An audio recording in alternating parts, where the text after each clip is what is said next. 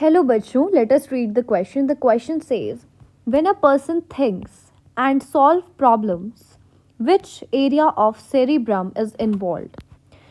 यहाँ पे हमसे पूछा गया है कि जब भी एक पर्सन उसकी कॉग्निटिव एबिलिटीज़ के बारे में बात की जा रही है कि ही थिंक्स और सॉल्व द प्रॉब्लम, तो which area of cerebrum is involve? A frontal lobe, B parietal lobe, C occipital lobe, D temporal lobe. So the key concept involve in this question is a knowledge of human brain. अगर मैं human brain की बात करूं, और human brain को भी anatomically 3 parts में divide किया गया, फोर ब्रेन, मिड ब्रेन और हाइंड ब्रेन.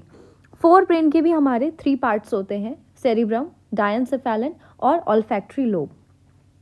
और सेरिब्रम के बेसिकली 4 पार्ट्स होते हैं, 4 लोब्स में डिवाइड किया गया है. पहला है frontal, then we have parietal, then we have occipital lobe, and finally we have temporal lobe. Frontal lobe जो होता है, it is associated with the cognitive abilities. ठीक है, कॉग्निटिव एबिलिटीज, साथ ही साथ जो वॉलेंट्री मूवमेंट्स होते हैं, ठीक है, उनके लिए भी ये रिस्पॉन्सिबल है. अगर मैं पैराइटल लोब की बात करूं तो टेम्परेचर, टेस्ट, टच, मूवमेंट, ये सारे के सारे फंक्शंस किसके हैं? इनसे रिलेटेड फंक्शंस किसके? पैराइटल लोब के.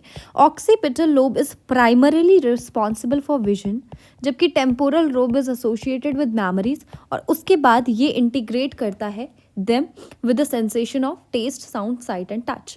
हमें पूछा गया है कॉग्निटिव एबिलिटीज या if a person thinks and solve the problem के बारे में, तो कौन सा पार्ट सेरिब्रम का इन्वॉल्व होगा?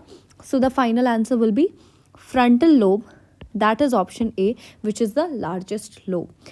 So I hope you understood it well. All the best. Thank you.